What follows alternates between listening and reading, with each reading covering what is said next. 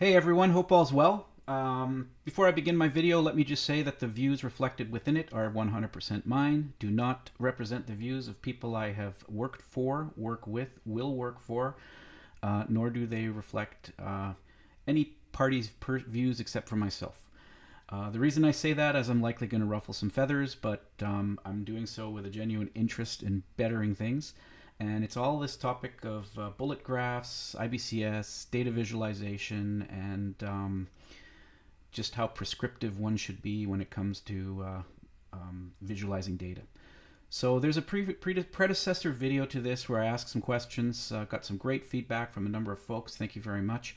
And now I'm going to just present what I've ended up with on as a mock-up of a KPI dashboard to visualize 5 things: profit, revenue, customer sat, average order size, number of new customers. The predecessor video was trying to do that within the framework of should we bullet graph or not. I think it's very clear to me that it requires much more thought than that. And it's also something that broke me outside of the conventions that I typically think in, which is within the IBCS framework. So to begin with, I want to lead on from where the last video left off, which was on the topic of how to restructure things on those 5 particular points. And here is what I've done. So the first thing that an astute colleague also noticed when organized the way it previously was that you should probably break apart the 5 different measurements, and if you are going to measure variety of comparisons and things, it should be on similar things like regions. So that's what we have here. In this first piece, you can see that I'm just going to use profit margin to showcase how it would typically look in typical IBCS format. There's little triangles to show a normalized target range. There is red and green to indicate below or over target, good or bad values. There's the optional scale on the left-hand side, and I'm sure when it comes to certain things, I've broken conventions, maybe text heights, those kind of things. The one thing I've really broken in this approach is that this is not bars, this is columns. And as per my original video, I want to do this with columns for reasons I don't need to justify, but it's a landscape scenario where I want to report a bunch of things, and I don't want people to have to go like this or like this. I just want them to look at columns. So other than the fact that I've broken the x-axis restriction of this should be time, in this particular case, I'm going to organize this way. And profit margin is a pretty straightforward example with a normalized targets, and it looks fine. I can't think of a better way of organizing it. There probably is some subtle things we can do. Then when it comes to revenue, I tried the same thing, and this is as I described in the last video where things blew apart because different regions have different revenue targets. And as a result, you cannot normalize the targets. All you can do is indicate, for example, what I've done with the triangles there. But each region has a different target, and so trying to normalize a revenue dimension when the end target is different doesn't make a lot of sense. And that's what was the fundamental problem in the previous one. So in IBCS fashion, you can do that like this. So again, there's the optional axes defining the units on the scale. And now this is where it gets interesting. I started rethinking how to now, in this new framework of 5 comparison regions, look at customer satisfaction, which is another one that technically can be normalized because customer sat scores out of 5 should be pretty consistent target, where the actual thresholds, in this case I've just picked red, yellow, green as trending towards green, which is meeting targets, still have the normalized target markers, but have really stripped out the complexities of trying to visualize this outside and done some non-traditional things. But in my opinion, the customer sat visualization here even though it's not to IBCS standards, I think it visually communicates the information that I'm trying to in a clean, consistent way. And I'd actually challenge anyone to see if you can improve on this.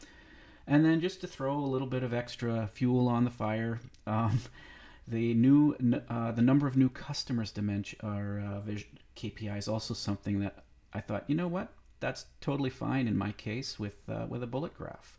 And so you can see that here. I didn't bother coloring the thresholds, but what I demonstrated here was if you do want to normalize axes across things, targets across things, you can. And labeling the axes for the different regions is therefore a very conventional, easy, compressed, clear way to do that in a bullet graph, because you can see the US is in higher units of measurement of 500 per unit because it's a larger target area. Canada next, the units of increment are 2, 4, 6, 8, 1,000.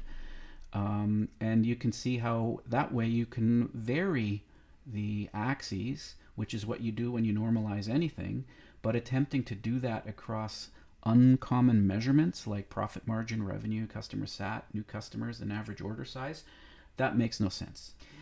So the final measurement there of average order size, exactly the same arguments could apply, but to really make some people twitch, I said, here's how I'm going to visualize average order size in this mock-up for a fake company ABC. I'm actually going to do it with the tried and tested speedometer.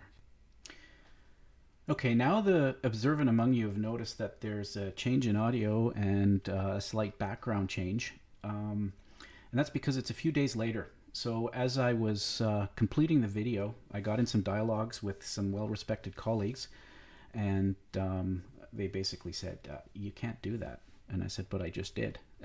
Joking aside, the discussions went fairly serious in the theme of, so where do we draw the line between flexibility within the standards and allowing people to use them 80-20, so to speak, or is this prescriptive and all or nothing that as soon as someone starts breaking the standards, it kind of has a ripple impact on what's trying to be achieved overall in creating a common language. So I have an opinion on that. I know that my colleagues disagree, but I thought I'd turn the end of this video into reaching out to people who have an opinion and suggesting we create a dialogue on how to balance the flexibility and the desire to do things because we are fully committed to and bought into 80% of what the standards suggest, but then still require or want some creativity to, on an exception basis, change the fundamentals for a specific visualization, which is what I was basically doing earlier.